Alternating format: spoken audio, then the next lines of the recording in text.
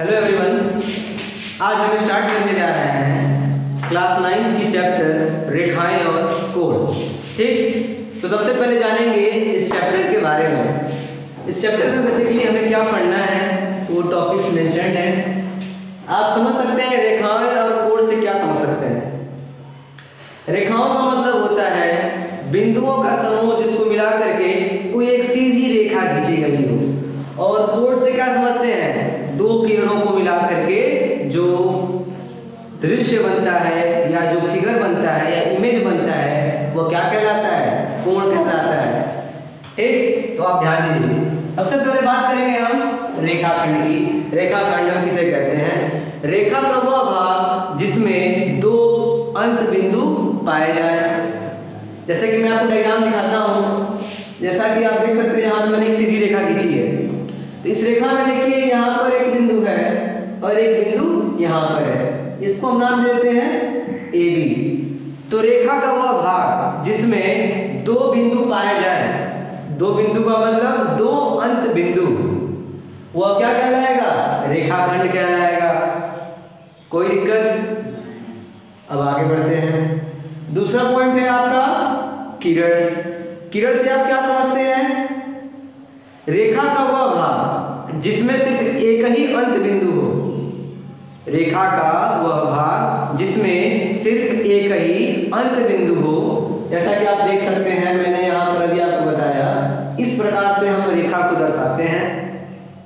ठीक, इसमें सिर्फ कोई एक ही अंत बिंदु होगी और जो दूसरा बिंदु होगा वह आगे अनंत तक चलता रहेगा, इसकी कोई भी सीमा नहीं होती है। अगर आप सोचेंगे कि रेखाखंड का आप अपने कॉमन लाइफ में कैसे एग्जाम्पल दे सकते हैं, तो जैसा कि देख सकते हैं मेरे पास एक मार्कर है। इस मार्कर में देखिए कि यहाँ पर एक एंड पॉइंट है, एक यहाँ पर एक एंड पॉइंट है। इसको हमने नाम दे दिया ए, इसको हमने नाम दे दिया बी। तो ये क्या कहलाएगा? रेखाखंड कहलाएगा। अगर देखिए हम ध्यान देते हैं, अगर हमने बात कर ली सूरज की रोशनी की, तो जहां से सूरज की रोशनी निकल कर आ रही है, यहाँ पर इसका सोर्स है, यहीं से सूरज की रोशनी निकल रही है। इससे जो रेखा आ रही है वो किरण के रूप में आती है। हम बोलते हैं ना कि सूर्य की किरण आ रही है, सूर्य की किरण आ रही है। तो आप देखिए जो सूर्य की जो किरण आ रही है, आप देख सकते हैं कि किरण के रूप में यहाँ पे देख रहे हैं कि इसकी एक ही बिंदु है, एक ही बिंदु से कई सारी किरणें निकल रही हैं। ठीक, तो ये बेस्ट एग्जांपल हो जाएगा, एक बहुत अच्छा उदाहरण हो जाएगा किरण के लिए। अगर आपको पूछा जाए कि हम रेखाखंड को किस प्रकार दर्शाते हैं, जैसे आपको मैंने ए बी दिखाया, इसको आप कैसे लिखेंगे? तो आप ए बी लिख करके उसके ऊपर एक रेखा खींच दीजिए। यह रेखाखंड को प्रदर्शित करने का तरीका है। यह रेखाखंड को प्रदर्शित करने का क्या है? एक तरीका है।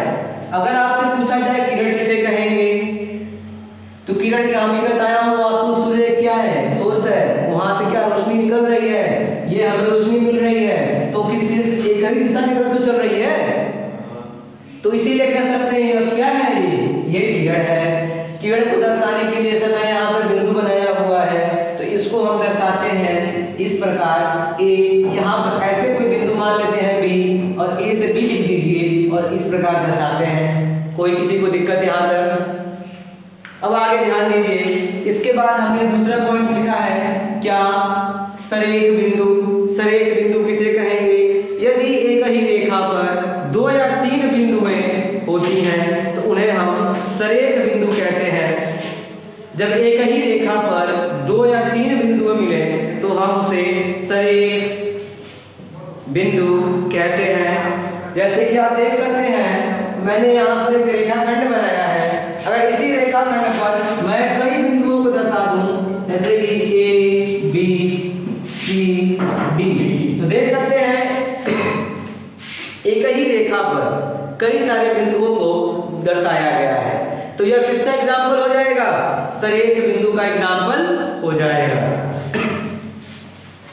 इसको इंग्लिश में कहते हैं हम कोलिनियर पॉइंट। क्या कहते हैं?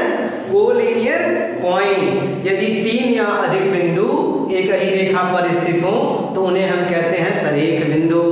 अगर 3 या 3 से अधिक बिंदु किसी एक रेखा पर स्थित न हो करके उस रेखा से अगल बगल होते हैं तो उन्हें हम कहते हैं असरेख बिंदु। उसका डायग्राम बना सकते हैं खुद से भी, जैसे कि ये किसका एग्जाम्पल हो गया, सरेख के लिए। अब बात करेंगे हम असरेख बिंदु की। असरेख बिंदु का जैसा कि आपकी किताब में लिखा हुआ है कि अगर वे एक ही बिंदु पर, एक ही रेखा पर प्रदर्शित नहीं किए जाएं तो वे क्या कहलाते हैं, असरेख बिंदु कहलाते हैं। जैसा कि आप देख सकते हैं, मैं अपना डायग्राम बनाकर दर्शा रहा हूँ। जैसे कि ए बी, कहीं सी यहाँ दर्शा दिए, डी यहाँ दर्शा दिए। देख सकते हैं हम कई बिंदुओं को यहाँ पे नहीं दर्शाए हैं, इसलिए क्या कहलाएगा ये, असरेख बिंदु।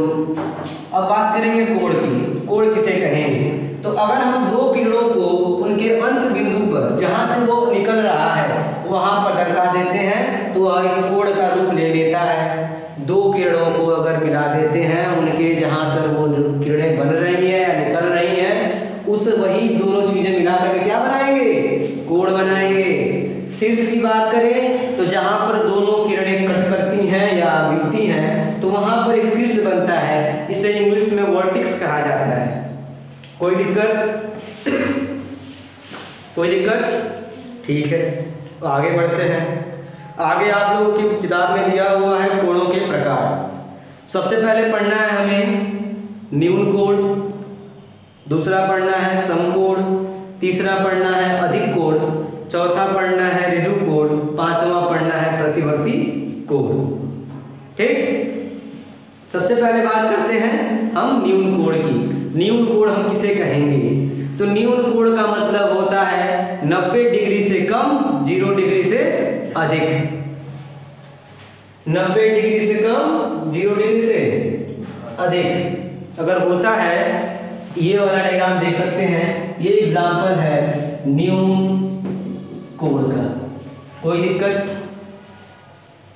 दूसरा आपको डायग्राम दिया गया है समकोण। समकोण हमेशा कितने डिग्री का होता है, 90 डिग्री का होता है। इसके बाद हमें पढ़ना है अधिक कोण। क्या पढ़ना है, अधिक कोण। अधिक कोण की बात करें तो जो आपकी दो किरणें होती हैं, यह इसमें मिल करके 90 से अधिक 180 से कम डिग्री का क्या बनाती हैं, कोण बनाती हैं। ऐसे कोणों को हम कहते हैं क्या, अधिक कोण। अगर आपसे पूछा जाए ऋजु कोण किसे कहते हैं, तो कोई भी कोण अगर 180 डिग्री का है, कोई भी कोण अगर 180 डिग्री का है, कितने डिग्री का, 180 डिग्री अगर है तो वो क्या कहलाएगा, ऋजु कोण कहलाएगा। कोई दिक्कत। आगे बढ़ते हैं। इसके बाद एक कोण का नाम दिया गया है प्रतिवर्ती कोण। ये आप नाम पहली बार सुन रहे होंगे क्योंकि क्लास 8th में आप लोग सिर्फ अधिक कोण, ऋजु कोण तक ही पढ़े थे। आज ये आपको एक नया टॉपिक मिला, प्रतिवर्ती कोण क्या होता है। तो अगर कोई कोण 180 डिग्री से अधिक है, 360 डिग्री से कम है, यदि कोई कोण 180 डिग्री से अधिक है, 360 डिग्री से कम है, तो वह उसे हम क्या कहते हैं, प्रतिवर्ती कोण। इसका डायग्राम मैं आपको यहाँ बनाता हूँ। डायग्राम देखिए,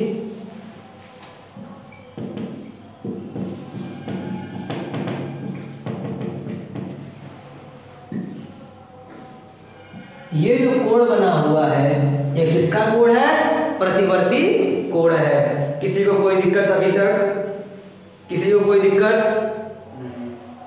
ठीक है। अब आगे बढ़ते हैं।